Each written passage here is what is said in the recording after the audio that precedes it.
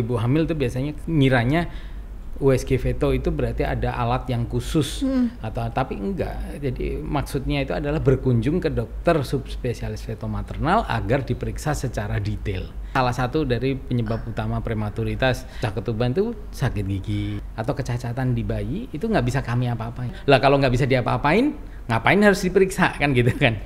Kesiapan mental dok. Itu satu, kesiapan mental.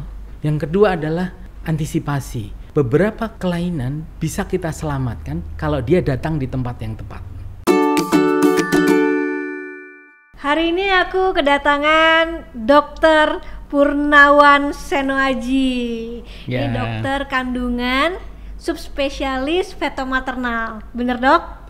Betul. Jadi ini juga semenjak aku hamil aku jadi belajar banyak soal dokter juga ya. Ternyata dari dokter Opjin itu ada subspesialisnya lagi macam-macam. Ada 4 ya kalau nggak salah ya? Yes, betul. 4 ya, ada fertility, feto maternal, terus onkologi sama satu lagi uroginekologi. Tapi dokter bagian yang feto maternal. Nah ini cukup menarik juga karena nggak banyak ibu-ibu hamil yang tahu tentang feto maternal ini. Jadi mereka hanya mungkin ke dokter Opjin aja, dan akhir-akhir ini banyak yang bilang katanya penting sekali untuk cek feto maternal at least per trimester sekali. Betul dok? Betul. Nah sebenarnya mungkin dari dokter sendiri boleh dijelaskan sebenarnya apa sih feto maternal sendiri? Oke. Jadi bagian atau subspesialis feto maternal itu adalah bagian dari ilmu kebidanan dan kandungan yang istilahnya lebih ke arah kehamilan risiko tinggi, jadi kehamilan bermasalah lah istilahnya begitu, dan deteksi dini suatu masalah atau kelainan pada janin. Berikut juga suatu permasalahan untuk menata laksana permasalahan-permasalahan saat baik dari mulai sebelum kehamilan, saat kehamilan, dan persalinan. Oke. Jadi intinya kehamilan bermasalah itu biasanya punyanya feto maternal. Gitu. Berarti sebenarnya intinya harusnya panjang ya dok ya, dari sebelum hamil sampai kelahiran kita harus cek feto maternal tersebut ya dok ya. Oke. Nah sebenarnya apa sih dok resiko-resiko yang mungkin paling umum terjadi di Indonesia untuk kehamilan sendiri? Oke. Jadi kan kehamilan itu ada yang dibilang low risk, ada yang dibilang high risk. Low risk itu berarti yang dianggap ini kehamilan ini aman, tidak bermasalah.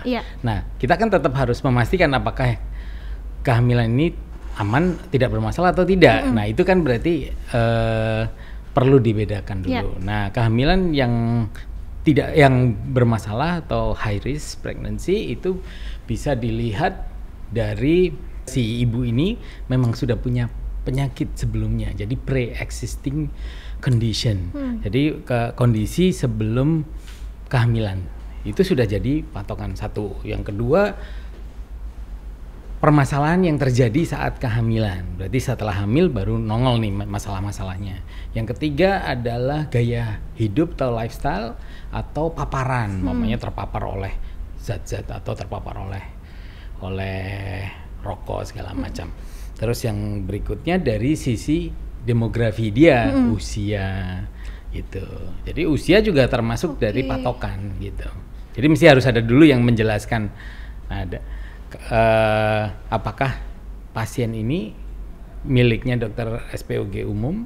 Oke, ini dianggap aman ya kita balikin lagi ke kalau dianggap ini bermasalah biasanya dokter SPOG umumnya yang akan nyerahin ke kita atau ngerujuk ke kita. Gitu. Nah tadi menarik soal umur ya, mungkin ini nggak banyak yang tahu ya, karena kan sekarang banyak yang ngapain hamil muda segala macam gitu ya. Emang berbeda ya dok ya, secara rahim dan lain-lain, hamil muda sama hamil tua, hamil di umur tua menurut saya. Jadi yang dianggap beresiko itu kehamilan terlalu muda atau terlalu tua. Jadi terlalu muda itu di bawah 17 tahun. Itu masih biasanya sudah banyak penelitiannya yang berhubungan dengan kejadian preeklamsia, angka kejadian perdarahan, kematian ibu saat melahirkan itu meningkat sekali. Terus kemudian usia di atas 35 tahun juga sama. Oke. Jadi usia di atas 35 tahun tuh berisiko untuk persalinan prematur, berisiko keguguran, berisiko preeklamsia juga, berisiko kecacatan janin itu. Oke, itu kenapa dok? Apa karena sistem rahimnya belum utuh kalau di bawah 17 tahun atau secara penelitian itu seperti apa? Kenapa bisa dibilang berisiko sekali? Ya betul, jadi kalau yang muda memang biasanya begitu, jadi dianggap secara sistem reproduksi itu baru mulai, dia baru sempat mulai sudah dipakai gitu. Sedangkan yang usia 35 tahun ke atas itu dianggap berisiko karena kualitas, dari sisi kualitas baik sistem reproduksi, organ kandungannya maupun sel telurnya segala macam, termasuk usia pasangannya juga kan pasti juga lebih berisiko kalau kualitas spermanya juga sudah kurang baik gitu. Oh, kualitas sperma juga bisa menurun juga berarti? Bisa. Ya itu tadi, jadi tadi pokoknya yang paling gampang ada 4 tadi Pak. 1 langsung di awal pasti dapat dong karena pasien datang kan saya punya data nih umur berapa udah langsung bisa langsung masuk kelompok gitu. Yang kedua adalah bagaimana kita mewawancarai si pasien tentang kondisi sebelum hamilnya. Nah ini yang mungkin sudah banyak terlewatkan. Kenapa? Karena kan ya mungkin karena pasien banyak atau apa, kadang-kadang kita banyak yang skip gitu kan, jadi belum apa-apa udah langsung periksa, nggak nanya dulu punya penyakit apa. Nah itu pengenalan terhadap penyakit sebelumnya, ternyata dia punya diabetes, ternyata dia obesity, atau ternyata punya masalah sama ginjalnya, atau ternyata punya masalah riwayat penyakit jantung lah segala macam, itu udah langsung masuk ke high risk ya. Jadi ibu-ibu hamil yang punya masalah penyakit sebelumnya. Nah kalau itu ternyata nggak ada kan jalan tuh seperti as if ini suatu kehamilan yang biasa. Ternyata saat perjalanan kehamilan ketemu masalah baru lagi, baru tensinya baru naik, terus kemudian mungkin dari cek lab anemia baru ketahuan ternyata ada masalah, karena tidak semua pasien atau tidak semua keluarga kan juga sadar bahwa dia itu dirinya itu bermasalah gitu. Nah itu baru ketahuan saat kontrol. Sudah kehamilan. Nah terus sama satu lagi yang ketinggalan tadi yang tentang lifestyle tadi, itu bisa digali sejak sebelum hamil. Sebelum hamil kan, suaminya merokok atau enggak, dia perokok aktif atau enggak, alkohol atau segala macam, atau terpapar kerja di yang tempat kerja yang terpapar oleh zat kimia atau segala macam gitu. Oke. Jadi baiknya nih kita sebagai pasangan muda ya terutama ya, itu tuh mulai kontrol ke dokter saat apa nih dok? Apakah saat positif garis 2? Karena kan banyak banget yang abis positif mungkin baru ke dokter untuk cek. Jadi ini yang mesti harus banyak teman-teman harus tahu bahwa paradigma yang itu sebenarnya seharusnya sudah ditinggalkan. Paradigma bahwa kontrol hamil itu setelah garis 2, setelah positif, itu mesti harus mulai ditinggalkan. Gimana maksudnya? Kontrol yang baik itu justru sebelum hamil. Sebelum hamil yaitu mempersiapkan. Jadi dia datang ke kami bilang bahwa kami berdua sudah siap untuk hamil. Apa yang harus disiapkan supaya produk atau keturunan kami sehat dan aman. Seharusnya itu. Sedangkan paradigmanya adalah mereka datang sebelum hamil hanya jika mereka kesulitan. Kok sudah sekian tahun kok nggak hamil-hamil, dia baru datang. Hampir semua, mungkin sampai sekarang masih 90% datang belum hamil itu pasti gara-gara nggak hamil-hamil. Tapi hanya sekian persen yang sudah mulai ngeh bahwa dok saya baru menikah nih. Tapi aku khawatir kalau nanti saya nggak tahu nyiapin yang bener bagaimana. Nah itu yang bener justru gitu. Sedangkan yang sudah hamil terus baru kontrol, ya kalau dibilang salah juga enggak, itu kan karena keterbatasan akses informasi gitu. Jadi alangkah baiknya memang kontrol sebelumnya. Tapi kalau juga sesudah, kan angka resiko, angka kejadian itu kan angkanya juga kisarannya sekitar 15% sampai 20%. Artinya kalau nembak aja, sebenarnya kalau ngomongin yang normal kan lebih banyak yang normal gitu.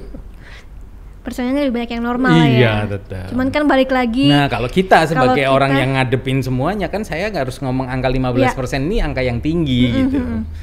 Jadi kita sebisa mungkin 15% ini kan kita kenali sejak awal. Ya. Jadi sebaiknya ketika kamu dan pasangan kamu udah siap untuk punya anak atau hamil, ke dokter gimana nih caranya menghasilkan produk yang terbaik gitu ya. Oke. Nah mungkin kita bahas soal feto maternal sendiri ya dok ya. Jadi kan di TM1 harus kalau bisa feto, di 2 feto, 3 feto, walaupun katanya mungkin nggak usah lah, mungkin kata dokter nggak apa-apa kok, aman gitu. Tapi ada yang menganjurkan untuk tetap feto. Nah, tujuan sebenarnya feto ini tuh untuk apa dok ketika sudah hamil ya? Oke, jadi kita ngomong trimester 1 ya. Jadi trimester 1 itu ada masa-masa penting, crucial time, masa-masa krusial di mana ada marker-marker pemeriksaan yang hanya bisa nampak di usia segitu, yaitu usia 11 sampai 14 minggu. Di mana kalau sebelumnya itu belum bisa diperiksa, setelahnya sudah kelewatan masanya. Nah, di situ kita yang paling sering adalah untuk deteksi kecurigaan kelainan kromosom. Itu ada beberapa marker dari penanda seperti tebal tengkuk, ada tulang hidung, terus kemudian ada pembuluh darah khusus yang kita periksa di jantung, di bawahnya jantung, di liver, itu ada pemeriksaan khusus. Berikut juga untuk prediktor awal kejadian preeklamsia atau penyakit tekanan darah tinggi dalam kehamilan. Itu biasa terjadi di akhir kehamilan, itu ternyata sudah bisa kita cek dari usia segitu. Nah, dari situ kan berarti kita bisa mengenali masalah di situ. Nah, kembali ke pertanyaan tadi, apakah harus atau tidak? Sebenarnya itu tidak ada kok yang mengharuskan harus ketemu kami. Jadi kalau istilah harus feto itu tuh sebenarnya bukan USG-nya ya. Ibu hamil tuh biasanya ngiranya USG feto itu berarti ada alat yang khusus tapi enggak. Jadi maksudnya itu adalah berkunjung ke dokter subspesialis feto maternal agar diperiksa secara detail. Nah, berarti kalau teman-teman ini punya dokter kandungan yang memang detail, nggak harus subspesialis feto maternal, tapi dia memeriksa apa yang kami periksa, itu sudah cukup. Oh, jadi bisa juga dokter Obgyn sebenarnya periksa? Tapi it takes time, itu butuh waktu kan. Saya butuh waktu periksa lebih lama. Nah, itulah yang biasanya kenapa kami juga satu pasien pasti jauh lebih lama daripada dokter SPOG secara umum, itu karena kita harus nyari itu. Nah, berarti kan sebenarnya bukan masalah, karena apa ya istilahnya, kami kan juga biasanya kan kita staf pengajar gitu ya, itu kan ngajarin semuanya. Jadi ilmu-ilmu ini juga kita ajarkan gitu. Cuman kan dalam prakteknya kan tidak semua melakukan itu gitu. Berarti alatnya sama dengan dokter Obgyn biasa? Sama. Oh, sama. Cuman kalau ke dokter feto lebih jelas dan detail. Standar kami jadi ke situ gitu. Standar kami sudah standar high standard of pemeriksaannya itu sudah level standar tinggi. Nggak usah diminta pun kita sudah melakukan itu gitu. Intinya itu. Ngerti. Tapi kalau untuk kehamilan beresiko itu diarahkan ke dokter feto. Ya, jadi itu kan tadi kayak screening ya. Iya, itu screening. Nah, sedangkan sebenarnya tugas kami itu tidak hanya itu, tapi untuk menangani kehamilan yang bermasalah. Jadi kalau ternyata ini ketemu masalah hamil dengan masalah, ya biasanya dilanjutkan sama kita. Jadi dia akan kontrol sama kita gitu. Berarti kalau misalkan ada masalah dalam kehamilan kayak preeklamsia, terus udah gitu yang mungkin sebelumnya ada precondition juga gitu, itu ke dokter feto maternal karena dikasih tahu misalkan harus ngapain, obatnya apa, itu dari dokter feto maternal. Nah, berarti yang paling sering di Indonesia tuh apa aja dok? Preeklamsia? Paling sering itu penyakit yang paling sering terjadi di kita itu preeklamsia, itu nomor 1. Terus yang kedua prematuritas, lahir lebih awal. Yang ketiga itu pertumbuhan janin terhambat, jadi itu bayinya kecil, umurnya tidak sesuai dengan beratnya tidak sesuai dengan umurnya. Itu yang paling sering, sama kejadian infeksi yang menyebabkan akhirnya ketuban pecah, itu paling sering. Infeksi apa nih dok? Semua infeksi bisa menyebabkan ketuban pecah. Kalau misalkan udah ketahuan dari pertama nih TM1 misalkan ya, ada kecenderungan untuk preeklamsia. Nah itu apa yang bakal dilakukan? Ya, jadi mungkin beberapa dekade yang lalu preeklamsia itu dibilang tiba-tiba kejadian yang sepertinya sudah kontrol baik-baik saja, tiba-tiba tensi saya naik. Tiba-tiba, itu di TM3 ya biasanya? Biasanya preeklamsia terjadi memang di trimester 3 atau awal trimester 3. Nah, tapi kemudian kan penelitian dilakukan di luar negeri. Ini akhirnya kita ketemu nih beberapa pemeriksaan-pemeriksaan untuk menilai adanya kecurigaan bahwa kalau kita nemu begini, ini diteliti ke depannya kejadiannya akan terjadi preeklamsia. Itu ketemu nih yang tadi yang salah satu pemeriksaan pembuluh darah, terus ada juga pemeriksaan lab yang kita lakukan. Nah dari situ kemudian diteliti juga dan ternyata ada obat-obat tertentu yang diberikan untuk membantu mencegah. Jadi bukan pasti hilang tapi angkanya turun gitu. Salah satunya pengencer darah. Kan sekarang pasti udah banyak yang ini diberikan pengencer darah. Terus ternyata diteliti vitamin D itu membantu menurunkan resiko preeklamsia, kalsium itu membantu menurunkan resiko preeklamsia itu. Nah dari situ tuh kita kasih dari awal itu bisa untuk nurunin resiko. Oke, preeklamsia. Terus kemudian ada tadi berat janin yang kurang ya berarti. Nah itu gimana caranya? Itu mungkin kenapa dok bisa terjadi berat janin yang tidak sesuai dengan umurnya? Ya, itu secara teorinya sih mirip sama preeklamsia. Jadi awalnya itu preeklamsia itu dan IUGR atau pertumbuhan janin terhambat ini awalnya karena aliran darah yang tidak lancar ke dalam baik dari rahim ataupun setelah dari rahim ke plasenta, terus dari plasenta ke bayi. Itu jadi dari situ hubungannya sama tensinya nanti akan tinggi preeklamsia atau bayinya akan kecil. Bisa salah satunya atau bisa dua-duanya. Jadi dengan kondisi yang kita temukan tuh bisa ibunya tensinya tinggi, bayinya ukurannya normal. Bisa bayinya kecil, tensinya normal. Atau dua-duanya sudah tensinya tinggi, bayinya tumbuhnya juga nggak bagus gitu. Jadi ini semua udah jadi masalah. Ada apa lagi tadi itu, terus bayinya kurang ini, dua lagi tadi apa? Pecah ketuban. Pecah ketuban ini nih. Pecah ketuban ini itu harusnya tuh kapan dok? Harusnya saat mau lahiran. Proses lahiran. Tapi ada yang lebih cepat. Ada yang lebih cepat. Ya yang kalau lebih cepat tapi di saat persalinan sih itu tidak terlalu jadi masalah. Jadi artinya lagi pembukaan satu terus tiba-tiba pecah, oke lah gampang kalau itu mah tinggal istilahnya biasanya kita induksi atau kita lahirkan itu nggak ada masalah. Jadi yang jadi masalah adalah jika ketuban pecahnya itu terjadi jauh sebelum hari kelahirannya. Jadi mamanya baru 7 bulan atau 8 bulan sudah pecah ketuban. Nah itu yang akan jadi masalah baru karena nanti akan berhadapan sama masalah satu lagi yaitu bayinya terpaksa harus lahir prematur.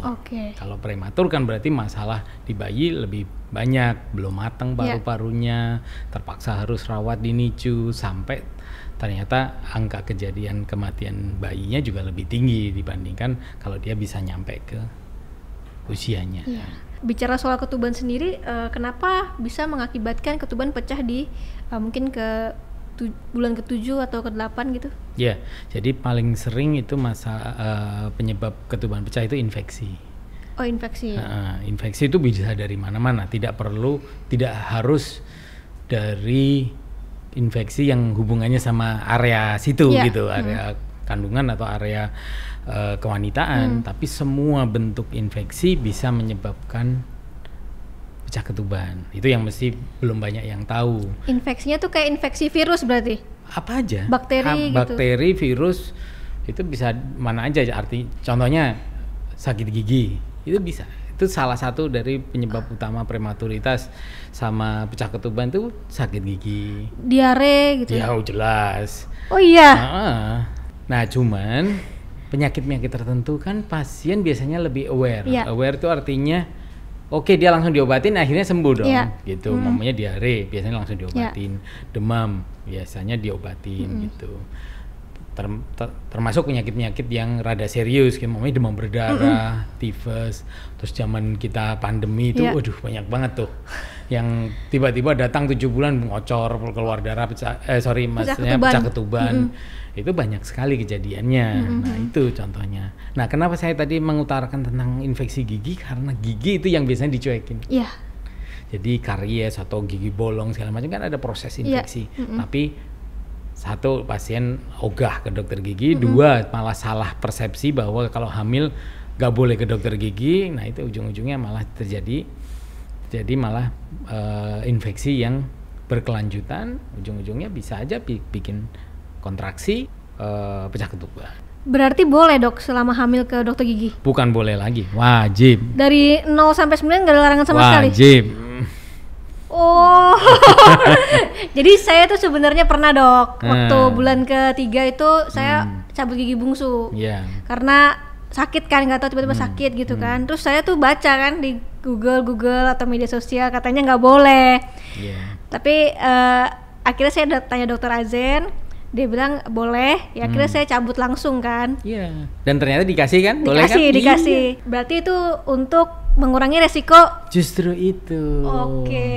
Jadi urusan gigi ini harus beres semua. Justru yang benar adalah satu, sebelum hamil. Tadi ya termasuk mengurangi resiko. Sebelum hamil semua gigi dicek dulu. Ada yang perlu benerin dulu. Oke, kalau itu belum sempat berarti setelah hamil. Begitu setelah hamil, initial visit atau kontrol pertama kali itu biasanya kita saranin ke dokter gigi. Cek semuanya. Kalau oke kan jadi tenang kehamilannya. Oh gitu. Menarik ya, berarti gigi ini penting juga ya. Penting dan sering diabaikan ya. Sering terabaikan. Oke dok. Kemudian aku mau tanya dok, kalau misalkan tadi masih soal air ketuban ya. Ini temen aku sendiri ada yang dia tuh dicek baik-baik aja dok, terus tiba-tiba dia keluar negeri, tiba-tiba ketubannya pecah, dan akhirnya harus 6 minggu di luar negeri dirawat, kemudian lahirnya prematur, kayaknya sekitar 8 bulan gitu. Nah itu kenapa ya dok? Berarti itu benar-benar mungkin infeksi juga kali ya? Mungkin. Paling karena secara data tuh 80-85% penyebabnya infeksi. Yang lain, penyebab yang lain itu ada, itu mamanya aktivitas yang berlebihan, kecapean mamanya itu ya bisa aja, trauma kayak mamanya terjatuh kepleset tapi itu angkanya kecil. Gitu. Angka yang paling banyak justru infeksi yang nggak ketahuan. Gitu. Jadi tadi kan kita lagi bahas yang di luar ya, yang tadi yang area yang benar-benar di kandungan yang sering adalah infeksi saluran kemih sama keputihan. Itu bisa karena dia nggak dibiarkan, dia mungkin malah justru takut dia apa-apain, nggak mau dibersihin, akhirnya malah jadi ada kumannya di situ, infeksi saluran kemih yang nggak tertangani, dibiarin terus karena dia pikir ini wajar. Nah itu juga bisa jadi masalah. Oke, kalau gitu saya mau tanya sebagai ibu hamil nih yang udah 7 bulan gitu ya, apa tanda-tanda infeksi saluran kemih untuk ibu hamil? Hampir nggak ada. Hampir nggak ada. Jadi itulah kenapa kami biasanya melakukan pemeriksaan, cek lab. Karena ini yang namanya asymptomatic bakteriuri atau asymptomatic infeksi, itu infeksi yang tidak ada gejalanya. Nah, kenapa kok terjadi infeksi bakteri pada ibu hamil? Karena terhambat. Jadi saluran pipisnya ini terhambat oleh rahim yang sudah membesar, sehingga dia nggak bisa tuntas, nggak bisa lampias untuk keluar semua, untuk ngebersihin. Akhirnya bakterinya masih terkumpul di dalam, akhirnya ngumpul makin banyak. Biasanya kita melakukan cek lab kan di awal trimester atau di pertengahan trimester. Nah dari situ ketahuan, ada, dan rata-rata ada. Ya kalau memang perlu diobatin ya diobatin. Gitu, untuk mencegah sampai adanya. Kalau bisa ya jangan nunggu gejala, intinya gitu. Berarti baiknya diperiksa air seninya yang diperiksa. Lab di urin atau air seninya. Ada bakterinya atau enggak gitu ya? Ketahuan nanti. Paham. Menarik nih ya. Kehamilan beresiko ini kan menghasilkan resiko. Nah, dokter pernah paling parah nanganin kasus apa dok? Yang kalau ngomongin paling sering itu kan preeklamsia ya, karena preeklamsia sendiri sampai saat ini juga masih nggak cuma di Indonesia tapi di dunia itu salah satu dari penyebab kematian ibu tertinggi. gitu, dimana apa namanya, saya sudah berhadapan dengan sekian banyak, tapi rata-rata ya kejadian yang sampai akhirnya harus ibunya meninggal atau komplikasi berat itu pada pasien-pasien yang nggak pernah kontrol gitu, yang jarang kontrol atau kontrol tapi kalau saya bilang itu kontrol tapi tidak kontrol, itu maksudnya gini, dia kelihatannya kontrol tapi cuman gitu-gitu doang gitu, ditimbang, ditensi, habis itu kasih vitamin sudah pulang, itu sebenarnya kontrol yang benar adalah setiap datang itu berusaha dicari ada masalah atau tidak gitu loh. Nah itu akhirnya kan kelewatan, kecolongan lah istilahnya. Kelewatan nggak ada apa-apa tiba-tiba kejang. Jadi kejang atau eklamsi itu adalah kondisi preeklamsi yang tidak tertangani. Nah itu udah sulit itu. Kalau sampai sudah terjadi kejang itu ada chance untuk dia bisa survive atau tidak gitu. Kalau tidak ya udah dia akhirnya harus meninggal istilahnya. Ya itu kejadiannya yang paling berat kan itu. Itu kejadiannya sangat sering. Dan yang paling menarik, preeklamsia itu tinggi di negara berkembang. Kenapa dok penelitiannya?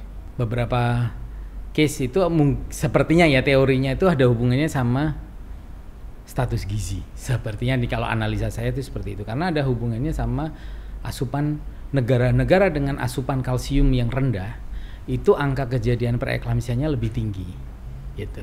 Di bawah sadar mungkin orang-orang di negara barat atau di negara maju mungkin dietnya dia di bawah sadarnya dia itu memang hari-harian mungkin dia minum susu gitu, makan keju gitu kan.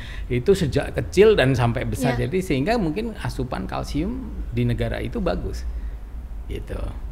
Nah sedangkan di kita mungkin tidak gitu, atau di negara-negara berkembang yang lain itu mungkin tidak. Itu salah satunya sih itu data memang menunjukin seperti itu. Kayak contoh di Indonesia gitu ya, di beberapa di rumah sakit rujukan itu kita nemu preeklamsia dan eklamsia itu bisa seminggu sekali, atau bahkan kalau di rumah sakit pusat seperti di RSCM itu bisa mungkin seminggu 2-3 kali gitu. Itu sudah kayak makanan kita biasa gitu. Nah kami dulu pernah ada teman dari dokter kandungan dari Australia datang ke Indonesia, dan tahu nggak yang dia cerita, dia kaget karena dia di Australia katanya nemu preeklamsia itu setahun paling 2, itu pun natif suku asli sana gitu. Itu mencengangkan sekali gitu kan, padahal cuma beda berapa negeri doang ya. Dia katanya nemu beginian, itu eklamsi kejang itu paling setahun 1 atau 2 gitu. Kita bilang mah di sini mah seminggu sekali. Itu kenyataan yang terjadi gitu. Belum lagi negara-negara lain kan, namanya benua Afrika gitu, itu jauh lebih tinggi lagi. Gitu. Jadi memang preeklamsia masih jadi tantangan paling besar di kita di Indonesia ya. Kehamilan beresikonya ya dok, aku pengen tanya juga kapan, ini sebenarnya menyedihkan juga ya, kapan kita tuh atau dokter nentuin ini kayaknya udah nggak bisa lagi nih untuk dilanjutkan gitu, dan harus kadang-kadang ada yang harus milih anak atau ibu gitu. Satu-satunya yang membuat kita harus melakukan pertanyaan itu hanya jika kondisinya mengancam nyawa ibu, hanya itu. Kalau tidak, biasanya kami masih tetap bisa ngasih pilihan-pilihan yang lain lah, bagaimana caranya supaya tetap harus bisa mencoba mempertahankan dua-duanya. Tapi jika ibu sudah dalam kondisi terancam nyawanya, maka biasanya kita terpaksa lahirkan si bayi. Jadi secara medis kalau disuruh milih, ibu tetap pilihan utama gitu, bukan bayinya yang jadi harus ya karena saya mau nyelamatin bayi, ibu terpaksa harus gak ada, itu nggak mungkin. Secara medis nggak mungkin kami melakukan pemilihan itu gitu. Tapi kalau satu-satunya cara untuk nyelamatin ibu harus dengan melepaskan kehamilan ini, ya kita lakukan. Contoh mamanya kehamilan di luar kandungan, kehamilan ektopik itu kan bisa menyebabkan perdarahan, itu kalau nggak di operasi ibu bisa meninggal. Eklamsia atau kejang itu obatnya cuma satu, lahirkan. Umur berapapun kalau ibu sudah kejang akibat tensi yang tidak terkontrol, umur berapapun lahirkan si bayi. Dalam kasus bayi tidak bisa selamat karena masih terlalu muda, ya bagaimana lagi? Kalau bayi masih bisa terselamatkan, mamanya terpaksa dilahirkan di 8 bulan gitu, terus dia masuk NICU dan survive, ya itu bonus istilahnya. Tapi ibu kan selamat. Oke. Gitu. Tadi bicara soal hamil anggur ya dok ya, ini kan juga banyak sekali ya yang mengalami gitu ya. Nah ini tuh bisa kelihatan di awal atau ada beberapa kasus yang mungkin di 6 bulan baru kelihatan? Biasanya sih harusnya di awal di ya? awal sudah kelihatan. Itulah pentingnya kontrol di trimester awal. Oke. Nah kalau misalkan nih, tadi kan mungkin dari subspesialis feto ini kayaknya terlihat bahwa untuk kehamilan-kehamilan berisiko. Tapi sebenarnya kalau kehamilannya aman, lancar, boleh nggak sih ke dokter feto untuk setiap bulannya gitu? Maksudnya kayak ya udah dokter saya maunya dokter feto aja gitu. Bisa. Jadi secara prinsip kan kami juga dokter kandungan.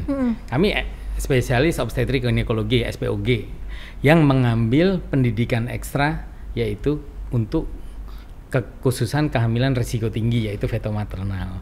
Jadi dari situ kami seorang konsultan feto maternal, kita punya higher standard untuk pemeriksaan rutinnya. Nah dari situ kan pasien, artinya tidak semua pasien kita harus bermasalah, tapi pasien-pasien tertentu yang memang pengen dilihat dengan standar yang seperti kami lakukan, ya boleh-boleh aja, itu hak mereka. Jadi tidak terus tiap trimester 1 ya tiap kontrol akan kita periksa seperti biasa ya. Tapi bedanya periksanya biasa kita ya yang itu. Artinya semua akan kita coba liatin. Jadi istilahnya makin banyak ketemu, makin banyak kita lihat, makin kecil kemungkinan kecolongan suatu masalah. Contoh katup-katup jantung. Kan kami lihat itu. Kalau ibu hanya ketemu saya 1 kali, dengan ibu ketemu saya 2-3 kali, pasti lebih akurat yang lebih berkali-kali kan. Karena apa? Dan satu lagi, kelainan atau masalah di kehamilan itu tidak terjadi hanya kalau saat itu nggak ada berarti pasti tidak ada, atau kalau ada pasti selalu ada, itu enggak. Bisa aja pas 4 bulan atau 6 bulan nggak ada, tiba-tiba ada sumbatan di kepala, terus pas 8 bulan jadi hidrosefalus, bisa. Nah seperti itu. Jadi ya kalau memang pasiennya memang mau dilihat terus, ya kita pasti lihat terus. Atau tadi kalau ada masalah, si dokter SPOG umum akan menilai, oh ini kayaknya masalah nih, baru dia rujuk lagi. Jadi itu balik ke preference, ke pilihan sih. Dan hak pasien ya tentunya. Hak pasien. Oke, kalau hidrosefalus sendiri itu bisa terlihat di usia kandungan berapa dok? Bisa kapanpun, kalau tergantung yang tadi. Kalau dia memang sudah terjadi di awal pasti. Jadi intinya gini, kami itu bukan cuma konsultan feto maternal, SPOG itu menilai yang kami periksa itu apa yang kami lihat. Bukan, saya nggak bisa kalau ngomongin mamanya lihat kepalanya ini normal maka pasti nanti akan normal, nggak tahu. Jadi benar-benar apa yang saya lihat hari itu. Gitu. Sedangkan kejadian bisa terjadi kapan saja. Itu termasuk yang hidrosefalus sendiri. Termasuk, ya itu yang mesti harus ya, pentingnya edukasi kita kenalkan pasien bahwa pemeriksaan seperti ini itu soalnya pertanyaan pertama dari seorang ibu yang ternyata bayinya ada apa-apa adalah nomor 1 apa? Nomor 1 pasti kok nggak ketahuan. Selalu itu. Mamanya pas lahir ternyata ada begini. Pasti pertanyaannya kok waktu saya USG ini nggak ada? Ya memang begitu. Karena kita nggak bisa lihat di satu titik itu, bisa aja karena memang baru terjadi di titik berikutnya gitu. Hidrosefalus sendiri tuh bisa ketahuan di 8 bulan ya. Saya ada VT sih nonton juga tuh. Bisa juga. Bisa. Nah kalau udah kayak gitu tuh ada caranya nggak dok? Jadi ini juga pertanyaan yang paling sering adalah dengan menilai adanya suatu kelainan, pasien atau orang awam akan berpikir apa yang harus dilakukan agar nanti pas lahir sudah benar lagi. Sebenarnya bukan itu, karena hampir rata-rata suatu masalah atau kecacatan di bayi itu nggak bisa kami apa-apain, gitu. Nah terus berarti akan datang pernyataan berikutnya, lah kalau nggak bisa diapa-apain, ngapain harus diperiksa kan gitu kan? Kesiapan mental dok. Nah, itu satu kesiapan mental, karena nggak mudah untuk ibu mau lahir mengira ini adalah hari bahagia, keluar ada sesuatu itu kayaknya kalau saya gitu nggak sanggup gitu. Itu satu. Yang kedua adalah antisipasi. Beberapa kelainan bisa kita selamatkan kalau dia datang di tempat yang tepat, gitu. Contoh umpamanya ketahuan ada bibir sumbing, gitu. Ketahuan bibir sumbing padahal sebenarnya sederhana, itu bisa ditindak dan tidak membahayakan nyawa, tapi dia perlu penanganan di saat awal. Dokter anak harus siap, gitu. Dia ada alat tertentu yang untuk ya sekedar menutup dulu sementara agar dia bisa nyusuin sambil persiapan operasi. Bayangin kalau dia tidak periksa, terus dia lahir di rumah umpamanya, atau di puskesmas yang tidak ada tim dokter anak, kelabakan, bingung. Terus ini gimana? Belum ada cara masang alatnya, nggak ada alatnya. Dia lari ke rumah sakit penuh umpamanya, nggak ini. Terus nanti ngomong-ngomong, saya lari ke sana kemari, rumah sakit penuh, ya orang nggak ada persiapan. Gitu. Jadi intinya adalah antisipasi, kesiapan baik kesiapan mental ataupun kesiapan sarana bahwa kita akan bisa nanganin bayi ini gitu. Secepat mungkin lah ya. Iya. Oke. Nah, aku juga mau tanya soal endometriosis, myoma dan juga adenomyosis ya berarti ya. Nah, itu tuh biasanya kan mengganggu fertilitas nih. Nah, ketika ibu ada punya permasalahan salah satu di antara ini terus hamil, itu masuk juga ke resiko kehamilan tinggi nggak dok? Iya, termasuk. Jadi endometriosis, myoma, adenomyosis berarti kan sebenarnya adalah suatu pre-existing condition. Berarti suatu kondisi yang sudah ada sebelum hamil. Itu sudah harus dikenalin dulu. Kalaupun terpaksa sudah hamil, nah ini termasuk suatu penyakit, kan penyakit yang ada selama kehamilan. Nah, resikonya apa? Kelainan bentuk, ini termasuk kelainan bentuk organ reproduksi, organ kandungan. Itu salah satunya adalah berhubungan dengan kejadian prematuritas.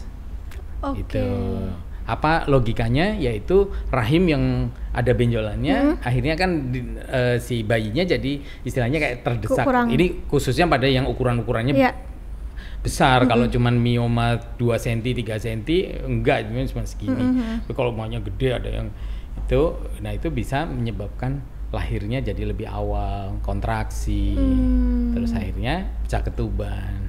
Itu paling sering itu. Oke.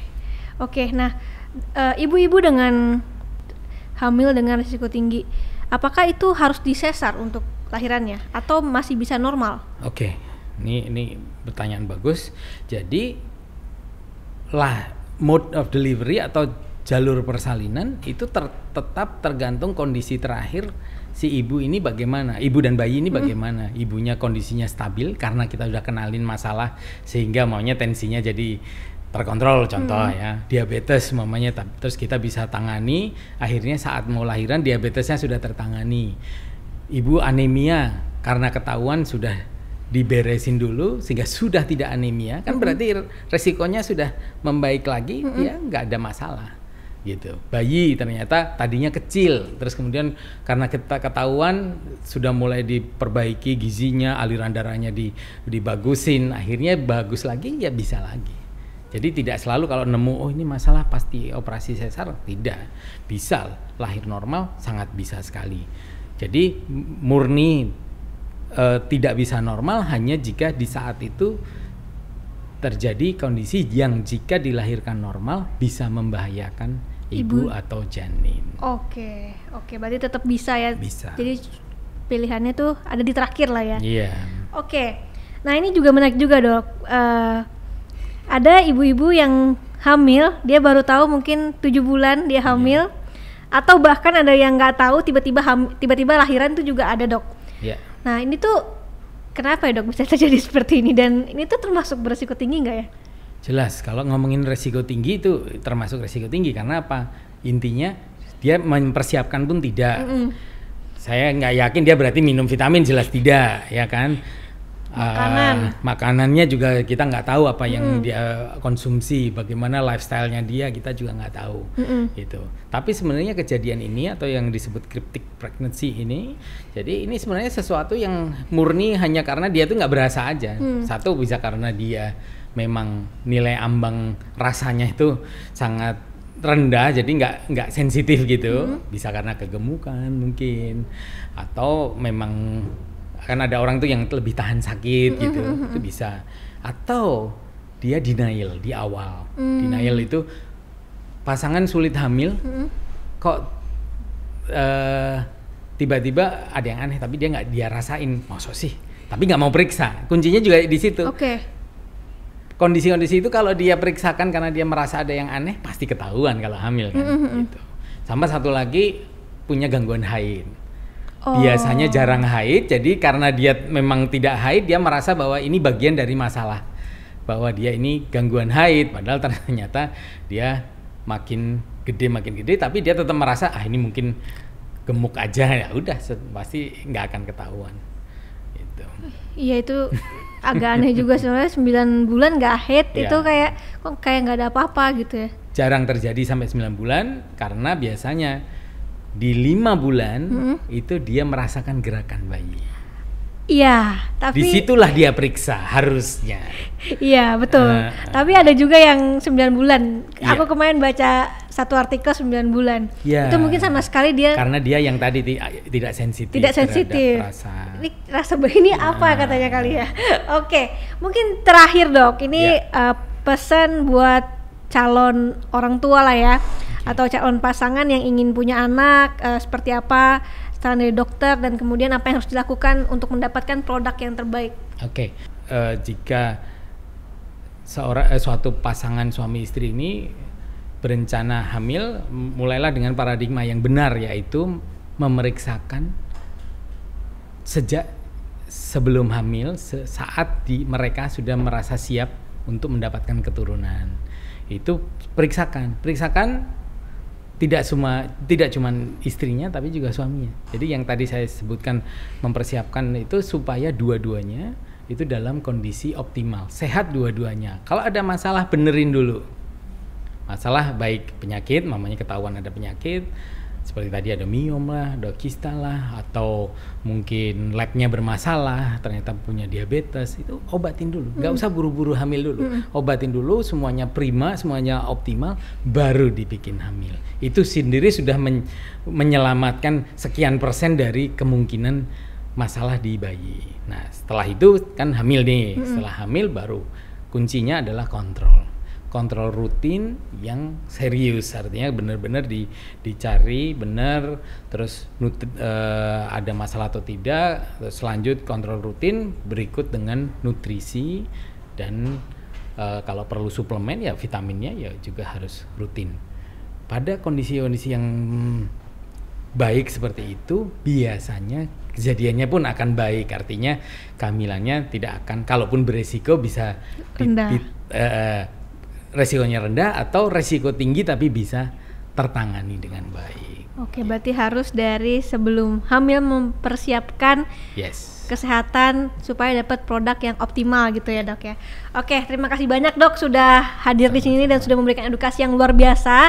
Semoga dengan obrolan kita banyak teman-teman yang mungkin dibukakan matanya dan lebih terbuka pikirannya ya Dok ya.